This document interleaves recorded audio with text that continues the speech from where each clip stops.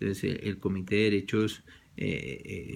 Derechos Económicos, Sociales y Culturales, establecido por virtud de la resolución 1985/17 de 28 de mayo del 85, pues establece esa verificación a partir de informes y observaciones, pero ante él también se pueden presentar denuncias, ¿no? Que sean relacionadas con casos que se puedan dar, ¿no? Entonces, cómo se pueden presentar una serie de denuncias por violación de derechos políticos, del derecho al trabajo, del derecho de las comunidades étnicas o culturales, ¿no? Y pues tiene una serie de organismos que pueden estar participando en estas organizaciones.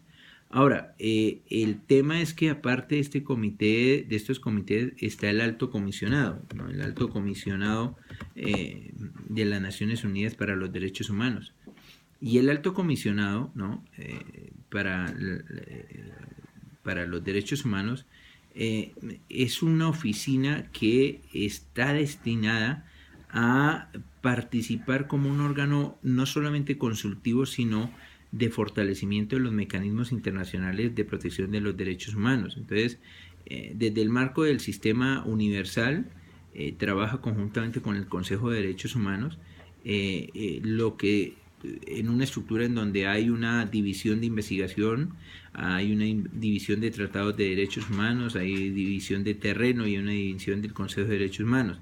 Y hay unas relatorías que se realizan con el objeto de que pueda desarrollarse una serie de actividades. Entonces, dentro de esa perspectiva, el alto comisionado trabaja, digamos, en 4 prioridades. Una, la de atender casos urgentes de violación de derechos humanos en situaciones sistemáticas y crónicas. Otra, la de atender situaciones de riesgo y de vulnerabilidad múltiples que se estén enfrentando. La tercera es la de promover la realización de los derechos civiles, culturales, económicos y políticos y sociales de manera permanente. Y por último, la medición de resultados, ¿no? En el marco de unos estándares que se vayan verificando desde el punto de vista, ¿no? Desde esa perspectiva, por ejemplo, el alto comisionado de los derechos humanos pues trabaja articuladamente con otro organismo que es el Consejo de los Derechos Humanos, ¿no? Y el Consejo de Derechos Humanos, siendo un organismo intergubernamental, es el responsable de la promoción y protección de los derechos humanos, ¿no? Y como responsable pues tiene que trabajar una serie de documentos para ir determinando alcance, ¿no? El informe, por ejemplo, que se dio recientemente sobre el derecho de las personas con discapacidad. Entonces, en ese el Consejo de Derechos Humanos establece una serie de variables de cómo ha venido siendo aplicable esa convención del 2006, de qué manera pueden mejorarse los estándares internacionales y cómo podría lograrse una aplicación más amplia de esta convención, garantizando los derechos de todas las personas con alguna discapacidad, ¿no? Los sujetos de derecho que tienen alguna discapacidad, pero que tienen plenamente garantizado. Ahora, fuera de estos instrumentos que son convencionales, hay una protección extraconvencional en el sistema universal, ¿no? Que hace parte, como le decía, de la articulación de instrumentos como las convenciones de Ginebra de 1949, como las mismas convenciones de protección contra la tortura, tratos crueles inhumanos, la proscripción del genocidio, o incluso los principios básicos para la protección de las víctimas y de los ciudadanos. Todos ellos con el objetivo de garantizar una mayor amplitud en la protección de los derechos. No me voy a extender más. He tratado de hacer una breve descripción de cada uno de los supuestos del sistema universal, una descripción breve de cada uno de estos.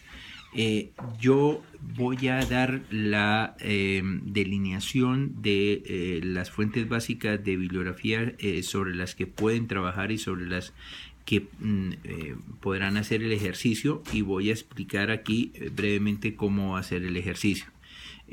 Como bibliografía básica podrán encontrar a Carlos Fernández de Casadevante, El Derecho Internacional de los Derechos Humanos 2007-2011.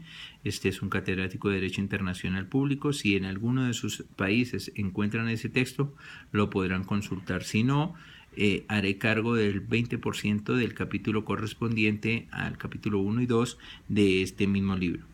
En medio electrónico se entregará de Alfonso Santiago el artículo titulado El Derecho Internacional de los Derechos Humanos, posibilidades, problemas y riesgos de un nuevo paradigma jurídico, publicado en la revista Persona y Derecho, en el número 60 del 2009, páginas 91 a 130. El artículo del profesor Héctor Fixamudio, El Derecho Internacional de los Derechos Humanos en las Constituciones Latinoamericanas y en la Corte Interamericana de Derechos Humanos. El libro del catedrático Carlos Fernández Líez, El Derecho Internacional de los Derechos Humanos en Perspectiva Histórica, que también si lo pueden conseguir o lo pueden consultar, si no cargar el 20% en su oportunidad de llegarlo a requerir. El artículo de Ramón Soriano Díaz, de Carlos Alarcón Cabrera y Juan Mora Molina. Más que el libro, este es un diccionario crítico del cual yo les estoy entregando 7 artículos, uno de Norberto Bobbio sobre el fundamento de los derechos humanos, uno de Francisco Javier Laporta sobre el concepto de los derechos humanos, uno de Antonio Enrique Pérez Luño sobre la universalidad de los derechos humanos, uno de Gregorio Pérez Barba sobre los derechos humanos y los derechos fundamentales, y uno de Francisco Javier Anzuategui sobre la historia de los derechos humanos, uno de Elías Díaz sobre los derechos humanos y el Estado de Derecho, y uno de Ana Salado Osuna, la protección internacional de los derechos humanos. A propósito de este último texto de Ana Salado Osuna, cuando ella hace la intervención sobre la protección internacional de los derechos humanos, ¿no? Este es un artículo que me resulta muy interesante desde la perspectiva el análisis que he venido haciendo, porque en este artículo Ana Salado Osuna nos plantea algo muy interesante en clave de las garantías de los derechos, ¿no? Lo voy a señalar así brevemente. Tal como se ha dado la evolución histórica de los instrumentos, la internacionalización de los derechos humanos, ¿no? Tiene una consecuencia importante, que es el haber hecho emerger un nuevo sector del ordenamiento jurídico internacional. Entonces, el denominado Derecho Internacional de los Derechos Humanos. Claro, no solamente por la influencia de los instrumentos, sino que esto representa un catálogo esencial a la hora de la protección de cada uno de estos textos normativos y a la hora de la garantía de las exigencias internacionales. Entonces, el que se pueda corroborar que estos instrumentos permiten una tutela reforzada nos da a entender que evidentemente estamos ante la protección de un marco de referencia muy amplio en donde podríamos tener una configuración. En el plano universal, bajo las herramientas que ya he señalado, ¿no? Entonces, el Consejo Económico y Social, a partir del momento que en el año 67 le permite a la Comisión de Derechos Humanos conocer violaciones que se producían en los Estados miembros, ¿no? La determinación de mecanismos extraconvencionales de protección, ¿no? Que tienen su fundamento en los artículos 55 y 56 de la Carta, en esa perspectiva, y que busca la adecuada interpretación de la Declaración Universal de los Derechos Humanos y del Pacto Internacional de Derechos Económicos, el Pacto Internacional de Derechos Civiles y Políticos y el Pacto Internacional de Derechos Económicos, Sociales y Culturales, ¿no? Estos mecanismos extraconvencionales son un ejemplo de la acción de las Naciones Unidas, pero también son una revelación que las mismas Naciones Unidas no han podido evitar las violaciones masivas y sistemáticas de los derechos humanos.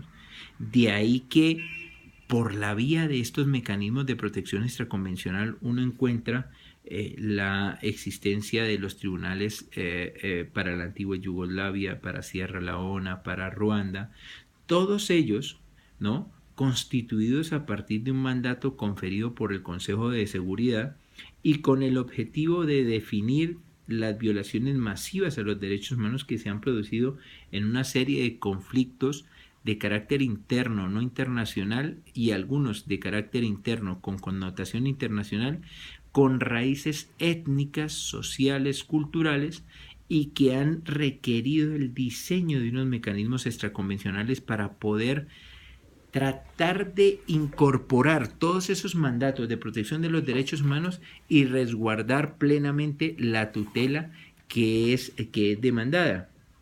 De tal manera que si usted lo ve en esos mecanismos extraconvencionales, ¿no?, pues se llegará a una tutela reforzada, que no desdice, y reitero aquí, lo que es a partir del desarrollo institucional que hemos mencionado con el Comité de Derechos Humanos, el Comité de Derechos Económicos, Sociales y Culturales, el Consejo de Derechos Humanos y el Alto Comisionado de las Naciones Unidas para los Derechos Humanos, que no desdice herramientas como los sistemas de informes periódicos que buscan la aplicación en el derecho interno de las obligaciones de protección de los derechos humanos, el procedimiento de reclamaciones interestatales que puede estar, las quejas individuales que pueden presentarse, ¿no?, y la posibilidad de las controversias que puedan ser dilucidadas ante la Corte Internacional de Justicia. Yo decía que iba a pronunciar sobre el caso Alemania contra Italia, pues tiene una sustancia muy importante, ¿no? Me voy a retirar, aunque voy a seguir el discurso,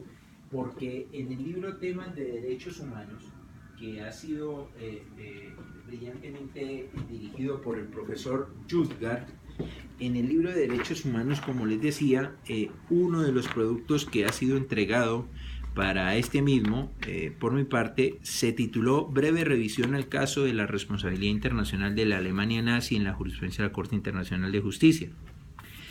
Y es un caso que evidentemente pues tiene que ver con la violación sistemática de los derechos humanos, porque en el fondo lo que se estaba tratando de dilucidar es si las prácticas realizadas de confinamiento o de campos de concentración por los nazis se correspondían o no con los estándares internacionales de protección. Sin embargo, el debate se centró sobre una inmunidad de jurisdicción que llevó a que se inhibiera la Corte Interamericana la Corte Internacional de Justicia de pronunciarse en el caso y de dar la tutela debida. De ahí que yo, para el caso, sugiero los votos, ¿no?, las opiniones individuales, ¿no?, de los jueces, sobre todo la de Cansado Trindade, ¿no?, porque la idea del sistema universal es tener una salvaguardia que sea complementaria e integrada a los demás modelos. Por lo tanto, si yo acudo como última instancia al mecanismo jurisdiccional que está amparado en el artículo 34 del Estatuto de la Corte Internacional de Justicia, y sobre ella yo debería buscar que se resolviera un asunto entre los estados para que en el fondo se tutelara la protección de los derechos humanos, todo lo contrario se decidió en este caso Alemania contra Italia, ¿no?, que para el que lo quiera buscar se trata de la sentencia de la Corte Internacional de Justicia. Esta sentencia es de, ya les digo, es de 3 de febrero del 2012, el caso numerado 143, Alemania contra Italia. Aquí fue todo lo contrario, ¿no? Es decir, la tutela que se buscaba se fue por otra perspectiva, se fue por otra derivada, con lo cual podría haber una contradicción con el artículo 34 del Estatuto de la Corte y con los mandatos de la misma Carta de las Naciones Unidas, que establece como una herramienta más para la protección de los derechos, ¿no? Y si bien está el ámbito de tener diferentes instancias para la protección de los derechos, la realidad es que queda muy corto desde la perspectiva de la protección de estos mismos, ¿no? Entonces, yo en esto les invoco a que ustedes sean lo más críticos posibles porque el modelo actual, si bien tiene muchas herramientas, en el fondo acepta las violaciones sistemáticas